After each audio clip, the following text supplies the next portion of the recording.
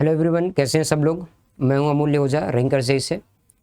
तो अभी हम लोग टॉपिक मेनिया में ऑलरेडी 2-3 टॉपिक्स पे डिस्कस कर चुके हैं फिजिक्स में, और आज फिर से हम लोग टॉपिक मेनिया में एक बढ़िया टॉपिक लेके आ रहे हैं, moving charge in magnetic field. तो ये एक बहुत सिंपल सा टॉपिक है, बहुत आसान क्वेश्चंस बनते हैं और इस पर जनरली हर साल जेईई मेन में क्वेश्चन आ ही रहे हैं ना। तो चलिए इस पर हम लोग ज़्यादा टाइम वेस्ट नहीं करते हैं, सीधे टॉपिक पे आते हैं। तो पहले हम लोग थोड़ा सा समझेंगे कि अगर कोई मूविंग चार्ज किसी मैग्नेटिक फील्ड में है, यूनिफॉर्म मैग्नेटिक फील्ड में, तो वो किस तरह का उसका मोशन होगा, क्या क्या पॉसिबल पाथ हो सकते हैं, और लगभग इन सब पे ही क्वेश्चंस डिस्कस करते हैं। तो चलिए आते हैं हम लोग moving charge in magnetic field पे।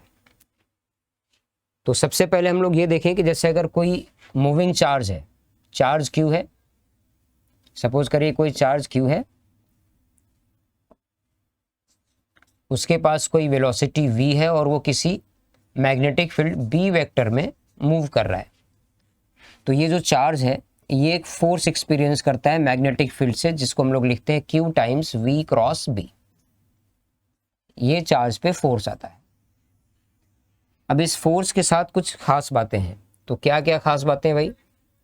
अगर हम लोग इस फोर्स को देखें तो जो क्रॉस की प्रॉपर्टी होती है ना, क्रॉस प्रोडक्ट की प्रॉपर्टीज होती हैं कि जो इसमें रिजल्टेंट वेक्टर आता है वो दोनों वेक्टर के परपेंडिकुलर होता है। तो F, यहाँ पर हम लोग क्या देखेंगे, F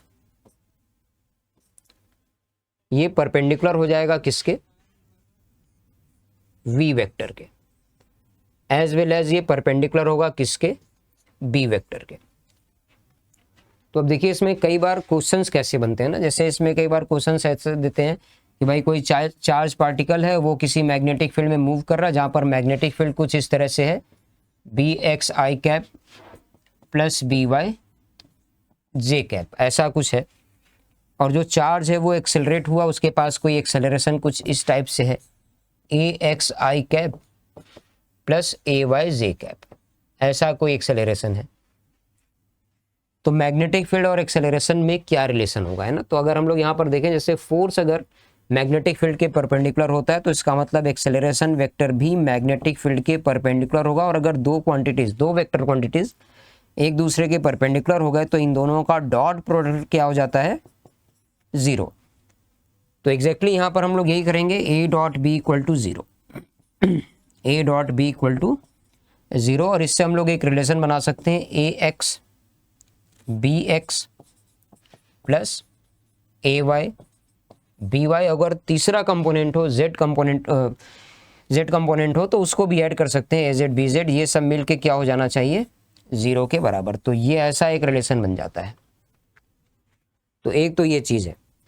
दूसरी बात यह है कि अगर कोई यूनिफॉर्म मैग्नेटिक फील्ड और कोई वेलोसिटी दे के चार्ज को हम लोग छोड़ दें, तो ये जो फोर्स है ना, this force vector is always perpendicular to velocity vector. और अगर फोर्स हमेशा वेलोसिटी के परपेंडिकुलर हो जाए, जहाँ पर स्पीड अगर कांस्टेंट हो, तो उस केस में जो पाथ होता है वो सर्कुलर बन सकता है। तो यहाँ पर हम लोग सबसे पहले बात कर लेते हैं पॉसिबल पाथ की। पॉसिबल पाथ, तो पॉसिबल पाथ में देखिए पहली पॉसिबिलिटी हम लोग लेके चलते हैं कि अगर मैग्नेटिक फील्ड वेक्टर और वेलोसिटी वेक्टर दोनों का डायरेक्शन या तो सेम है या फिर दोनों का डायरेक्शन क्या है, अपोजिट है, तो इन दोनों केसेस में जो फोर्स है वो 0 हो जाएगा। और अगर फोर्स 0 हो गया तो पाथ स्ट्रेट लाइन होगा, path will be straight line, undeviated, unaccelerated. दूसरा केस हम लोग बनाते हैं, दूसरा केस हम लोग लेते हैं कि अगर कोई मैग्नेटिक फील्ड है, वेलोसिटी मैग्नेटिक फील्ड के परपेंडिकुलर हो, वेलोसिटी मैग्नेटिक फील्ड के परपेंडिकुलर हो। जैसे इस पे हम लोग एक एग्जांपल भी लेके चलें, मान लीजिए यहाँ पर कोई एक क्रॉस वाला फील्ड है, ऐसा कोई एक क्रॉस वाला फील्ड है, और किसी चार्ज पार्टिकल को इसके अंदर ऐसे कोई हमने एक वेलोसिटी दे दिया। मान लीजिए यहाँ से कोई एक वेलोसिटी दी गई इस तरह से, चार्ज है Q, इसका मास है M, और इसको एक वेलोसिटी दे दी गई V। तो क्या होगा, Q V क्रॉस B का डायरेक्शन यहाँ से ऊपर आएगा, तो ऐसे थोड़ा सा ऊपर डेविएट होगा, और अब इसमें ये ऐसे डेविएट होते होते एक सर्कुलर पाथ एक्वायर करता है।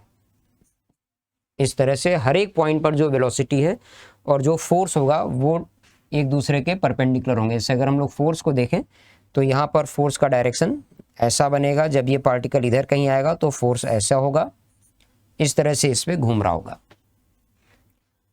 अब इस केस में हम लोग एक दो चीज़ों का थोड़ा सा हिसाब देख लेते हैं कि भाई अगर हम लोग मैग्नीट्यूड ऑफ फोर्स देखें तो that will be equal to Q V B sine 90 degree, क्योंकि वेलोसिटी और मैग्नेटिक फील्ड एक दूसरे के परपेंडिकुलर हैं, तो ये क्यू वी बी हो जाता है। Q V B, this is the force, और ये फोर्स ही यहाँ पर एक सेंट्रीपिटल फोर्स बनता है जो सर्कुलर मोशन के लिए रिस्पॉन्सिबल है। तो इस फोर्स को हम लोग इक्वेट करा सकते हैं M V square by R से, और यहाँ से सॉल्व करते हैं तो रेडियस आ जाता है M V upon Q B. तो ये भी एक ऐसा रिजल्ट बन जाता है जिसपे कि बहुत सारे प्रॉब्लम्स, अच्छे प्रॉब्लम्स भी बनते हैं। रेडियस का फॉर्मूला है ना, सर्कुलर पाथ बन गया और इसमें रेडियस हम लोग कैलकुलेट कर सकते हैं। मोमेंटम अपॉन क्यू बी से भी इसको रिलेट कर सकते हैं, एनर्जी से रिलेट कर सकते हैं ना, इस तरह से इसमें कई सारी चीज़ें आती हैं। इसके बाद एक थर्ड केस हम लोग और लेके चलते हैं। तो थर्ड केस हम लोग देखते हैं इसमें कि जो वेलोसिटी है, velocity is at an angle theta not equal to 0 degree और 180 डिग्री और 90 डिग्री, किसके साथ? मैग्नेटिक फील्ड के साथ। ये केस हमने और ले लिया कि भाई जो वेलोसिटी है चार्ज पार्टिकल की वो क्या है, मैग्नेटिक फील्ड के साथ किसी एंगल थीटा पर है, जो कि 0, 180 या 90 नहीं है, है ना। इन तीनों को हमने यहाँ छोड़ क्यों दिया? इसलिए क्योंकि इन दोनों केसेस में जो पाथ था वो स्ट्रेट लाइन था, इसकी बात हम लोगों ने कर ही ली, है ना, स्ट्रेट लाइन का पाथ था। 90 डिग्री वाले केस में पाथ क्या था? सर्कुलर था, ये भी हमने डिस्कस कर ही लिया। अब हम लोग आ जाते हैं इस केस पे, जब ये इन तीनों से डिफरेंट कोई एंगल हो तो उस केस में क्या होगा। तो यहां पर हम लोग ऐसा देखते हैं कि भाई सपोज कर लेते हैं कि इधर कोई एक मैग्नेटिक फील्ड है राइट वाले डायरेक्शन में बी, इसके परपेंडिकुलर कोई एक डायरेक्शन है ऐसे, और किसी चार्ज पार्टिकल को यहां से एक वेलोसिटी दे दी गई है v, चार्ज है q, मास है m। तो यहां पर हो क्या रहा है, यहां पर होगा क्या कि जैसे इस वेलोसिटी के इसमें दो कंपोनेंट्स बनेंगे। अगर इस एंगल को थीटा हम लोग बोल रहे हैं तो इस वेलोसिटी का एक कंपोनेंट आएगा मैग्नेटिक फील्ड के पैरेलल, इसको हम लोग v पैरेलल बोल सकते हैं, या फिर यहाँ पर इसकी वैल्यू v cos थीटा के बराबर है। इसी तरह से इधर आ जाएगा v परपेंडिकुलर, जो कि मैग्नेटिक फील्ड के परपेंडिकुलर होगा, इसको हम लोग v sin थीटा बोल सकते हैं। अब देखिए ये जो वेलोसिटी मैग्नेटिक फील्ड के पैरेलल है उसकी टेंडेंसी क्या होगी, स्ट्रेट लाइन का पाथ मेंटेन रखने की, जबकि ये जो दूसरा परपेंडिकुलर वाला कंपोनेंट है इसकी टेंडेंसी क्या होगी, इसको सर्कल पे चलाने की। तो ये दोनों जब एक साथ होंगे तो ये पार्टिकल सर्कल पे चलने की कोशिश तो करेगा, लेकिन स्ट्रेट लाइन पे भी धीरे धीरे आगे बढ़ता जाएगा। तो उस केस में इसका जो पाथ बनता है वो हम लोग ऐसा देख सकते हैं, इसमें जो पाथ इसका बन रहा होगा वो कुछ ऐसे बनेगा। ये एक हेलिकल पाथ को अक्वायर करता है इस तरह से। हेलिकल पाथ का मतलब क्या है, ये एक स्प्रिंग के जैसा स्ट्रक्चर बनेगा, स्प्रिंग लाइक स्ट्रक्चर है। तो ये सर्कल पे चलते हुए आगे बढ़ता जाएगा, ऐसा इसका एक पाथ बनेगा। और इस पे हम लोग कुछ चीज़ों को डिफाइन करते हैं। जब इसको हम लोग मैग्नेटिक फील्ड वाली लाइन के थ्रू देखते हैं ना, मैग्नेटिक फील्ड के डायरेक्शन से ऐसे देखेंगे तो ये सर्कल पे चलता दिख रहा है। और अगर इस सर्कल को हम लोग देखें तो जो प्रोजेक्टेड सर्कल है उसका रेडियस है ना, रेडियस आर यहाँ पर लिखा जाए, radius of projected circle, radius of projected circle. तो ये कितना आएगा, radius of projected circle will be equal to, अभी जो हम लोगों ने रेडियस का फॉर्मूला डिराइव किया था उसी को वापस इसमें रिप्लेस कर लेते हैं, M V upon Q B. लेकिन सर्कल पे चलाने के लिए जो वेलोसिटी रिस्पॉन्सिबल है that is V perpendicular only. तो आर की वैल्यू यहाँ हम लोग क्या लिखेंगे, M V perpendicular by Q B, या फिर इसको और क्या लिख सकते हैं, M V sine theta divided by Q B. ये तो हो जाएगा रेडियस। इसके साथ ही हम लोग एक पॉइंट इसमें और नोट कर सकते हैं कि भाई जो सर्कल पे चलने का टाइम है उसको टाइम पीरियड बोलते हैं, ये हो जाता है 2 पाई एम अपॉन क्यू बी। इसको कैलकुलेट कर सकते हैं 2 पाई एम अपॉन क्यू बी। एक सर्कल कंप्लीट करने का टाइम कैसे लिखेंगे, एक सर्कल कंप्लीट करने में जो डिस्टेंस ट्रेवल्ड होगा डिवाइडेड बाय स्पीड v। तो यहाँ से टाइम पीरियड आ जाता है, और जब तक कि एक सर्कल कंप्लीट करेगा उतनी देर में थोड़ा आगे भी बढ़ जाता है ना। तो जैसे पार्टिकल मान लो यहाँ से चल के यहाँ तक एक सर्कल कंप्लीट किया तो ये वाला पार्ट, या फिर यहाँ से फिर ये ऐसे चल के यहाँ पर इसने एक सर्कल और कंप्लीट कर लिया तो ये वाला पार्ट है ना, इस पार्ट को हम लोग बोलते हैं पिच। क्या बोलते हैं इसको, पी से डिनोट करते हैं और पिच बोलते हैं, pitch, pitch of helix, pitch of helix.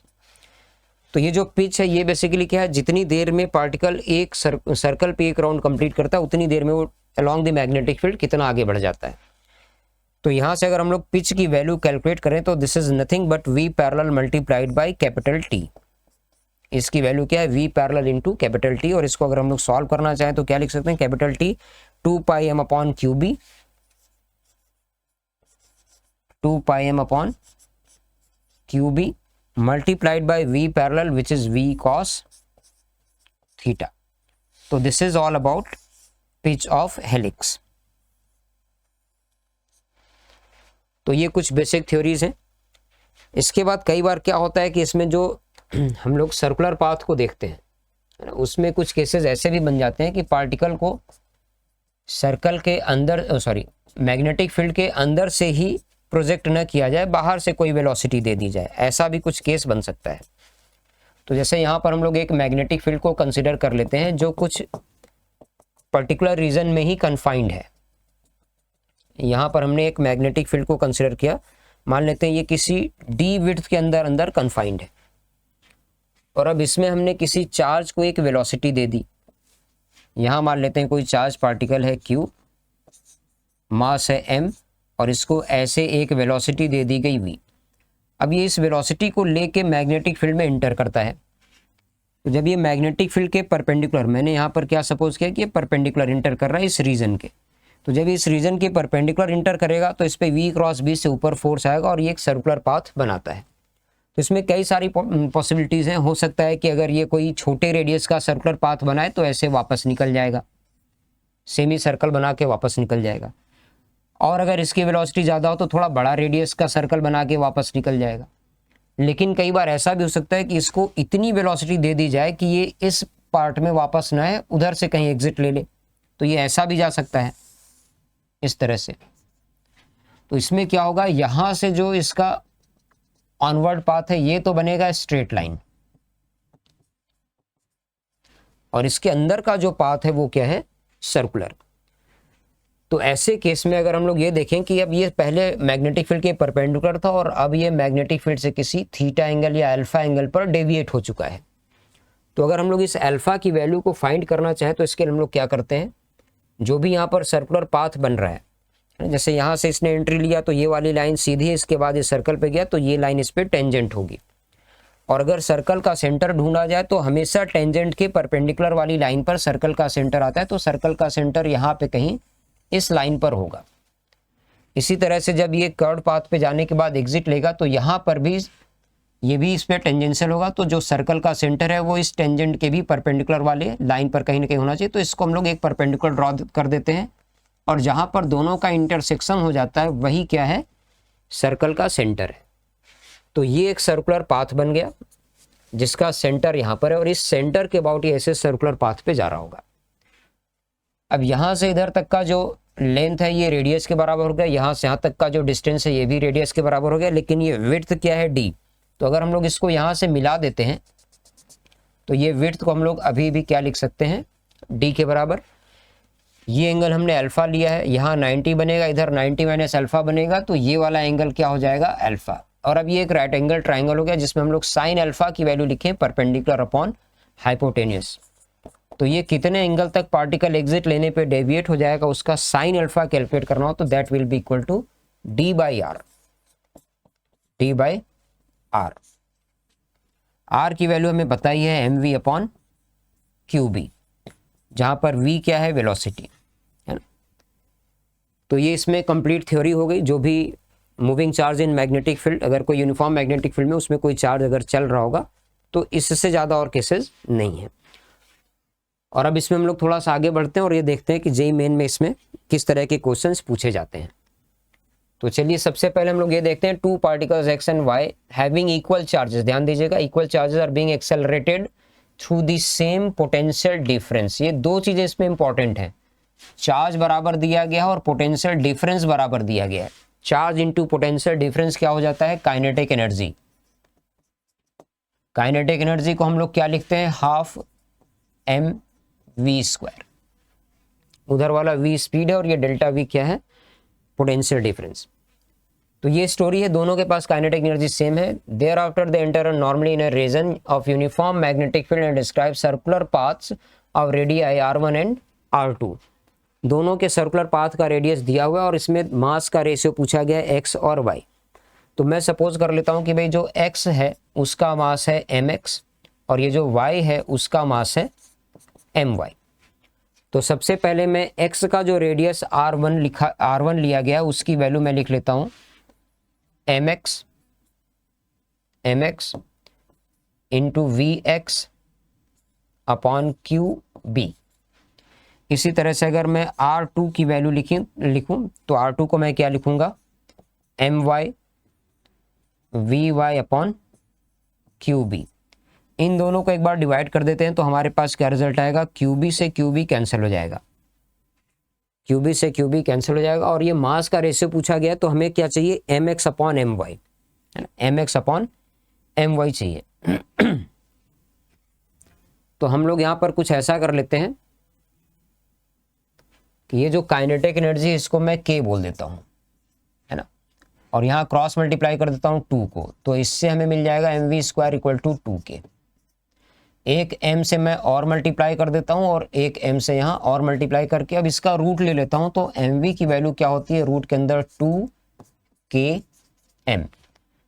तो ये जो mv हमने लिख रखा है ना, अब r1/r2 कैलकुलेट कर लेते हैं। तो r1/r2 देखिए क्या मिल रहा है, r1/r2 mv अपॉन mv यही है ना, और mv को क्या लिखना है, रूट 2km। तो इसको हम लोग लिखेंगे रूट के अंदर 2kmx डिवाइडेड बाय रूट के अंदर 2kmy। स्क्वायर करके सॉल्व कर देंगे, 2 के कैंसिल हो जाएगा, तो r1 square upon r2 square बराबर क्या हो जाएगा, mx अपॉन my। और यही इतना पूछा गया इस प्रॉब्लम में, तो यही इसका आंसर हो गया r1/r2 का स्क्वायर। तो ऐसा कोई ऑप्शन है क्या यहाँ पे, r1/r2 का स्क्वायर, इसका आंसर कौन सा हो गया, डी। और ये देखिए 29 जनवरी 2024 शिफ्ट 2 में इस बार ही पूछा गया है ना, तो ये बहुत आसान सा सवाल था।